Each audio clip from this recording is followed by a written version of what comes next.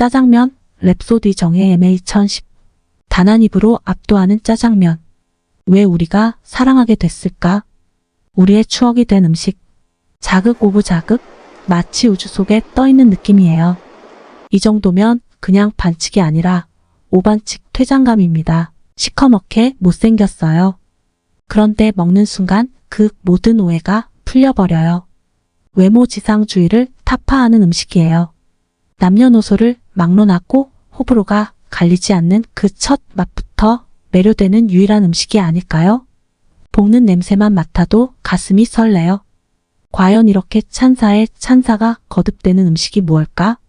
돼지와 춘장이 만난 고소함, 양파까지 함께 볶아지며 만들어지는 폭발적인 하모니, 바로 짜장면이다. 우리가 즐기는 불맛의 원조인 것이다. 그간 이른바 푸드 다큐멘터리 랩소디 시리즈로 이른바 K푸드를 정립시켜온 제작진이 삼겹살, 냉면, 한우에 이어 네 번째로 택한 음식은 짜장면이다. 그런데 짜장면이 우리나라 음식이라 할 수 있을까? 일부 짜장면 먹는 날은 시작은 바다 건너였지만 어느새 우리나라의 음식이 되어버린 짜장면을 살핀다. 짜장면 랩소디. 좋은 날엔 짜장면. 프리젠터로 나선 백종원 씨는 말한다. 한국인에게 짜장면은 가장 행복한 순간을 떠올리게 하는 음식이라고. 2021년 기준 전국에 29,000개의 짜장면 집 하루를 기준으로 하면 600만 그릇이 팔렸다고 한다. 면의 길이를 합치면 지구를 한 바퀴 반 돌 정도가 된다.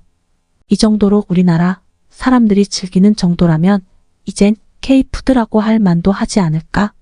밖에 나가서 사 먹을 수 있는 것이라 봐야 김치찌개, 불고기가 전부이던 1960년대 짜장면은 생일이나 졸업식처럼 좋은 날 먹을 수 있는 대표적인 외식이 되었다. 백종원 씨는 회상한다. 그가 아이였던 시절 중국집은 이국적 세계로 그를 매혹시켰다고.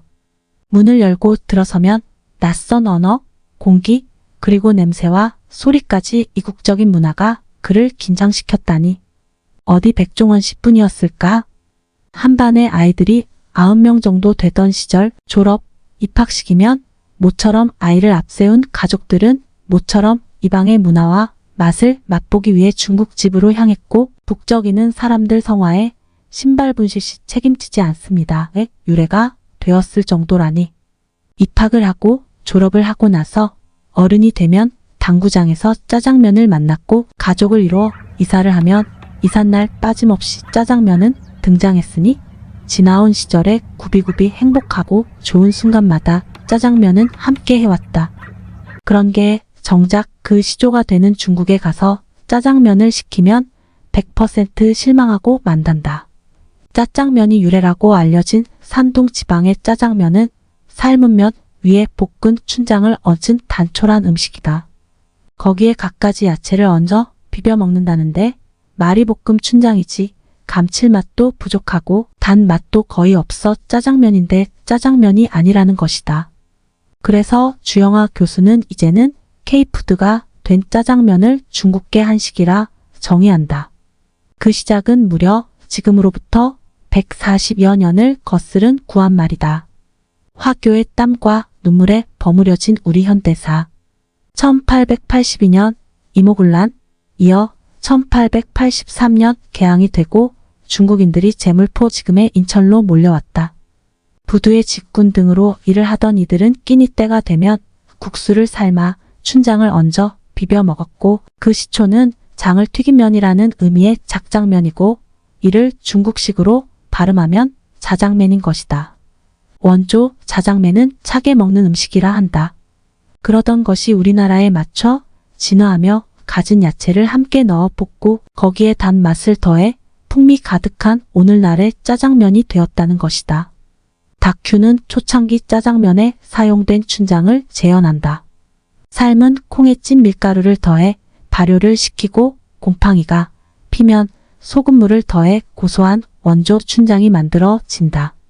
갓 만들어진 춘장은 지금 우리가 아는 검은색이 아니라 누르스름한 빛깔이었다고 한다. 3년 정도 지나야 검은색을 띠었다는데 우리 선조들이 집집마다 장을 담그고 장맛이 다르듯 초창기 화교들은 집집마다 춘장을 담궜고 그래서 짜장면의 맛이 달랐다고 한다. 그러던 것이 1948년 사자표 춘장이 카라멜을 넣은 춘장을 대량 생산하고 그때부터 지금 우리가 아는 춘장을 넣은 표준화된 짜장면이 만들어지게 되었다고 한다. 더구나 미국으로부터 밀을 무상 원조를 받게 된 정부는 이후 19만 6,070년대 밀의 소비를 위해 혼분식 장려운동을 펼쳤고 밥을 먹지 않는 무밀까지 지정했는데 그런 사회적 분위기에 힘입어 짜장면은 싸고 맛있는 음식의 대명사가 되어갔다. 거기서 한 발 더 나아가 정부는 사람들이 즐겨 먹는 짜장면의 값을 통제했다. 1960년에 60원, 설렁탕, 비빔밥보다 쌌으니 사람들이 더욱 짜장면집을 찾게 되었다. 맥주값이 300원을 하던 시절에도 80원이던 짜장면은 1995년 2,000원, 2023년 6,000원 여전히 상대적으로 부담 없는 한 끼 식사의 대명사이다. 사람들이 많이 찾아서 중국집이 많아진 것도 있지만 거기에 우리나라에 정착하기 힘들었던 화교사의 비극이 있다. 1949년 중화인민공화국 수립 잠시 우리나라에 머무르고자 했던 화교들은 이제는 고국에 돌아갈 수 없는 처지가 되었다. 나아가 정부는 1968년 외국인 토지법을 만들어 외국인의 토지 소유를 규제했다.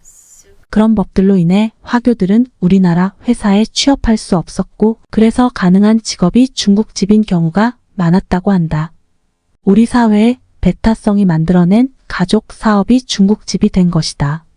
이제는 명장이 된 여경래 씨는 중국 사람으로 할 것이 중국집을 하는 것밖에 없었다고 회고한다. 태어나면서부터 짜장면 냄새를 맡고 양파를 까며 자란 아이는 대를 이어 중국집을 하게 됐고 그게 바로 지금 우리나라에 남은 대를 잃은 화교들이 하는 중국집이 되었다. 그렇게 늘어난 중국집들은 자신들의 춘장을 얹은 볶음면을 우리나라 사람들이 좋아하는 돼지고기에 야채를 함께 볶아 달짝지근하게 만든 짜장면으로 진화시켰다.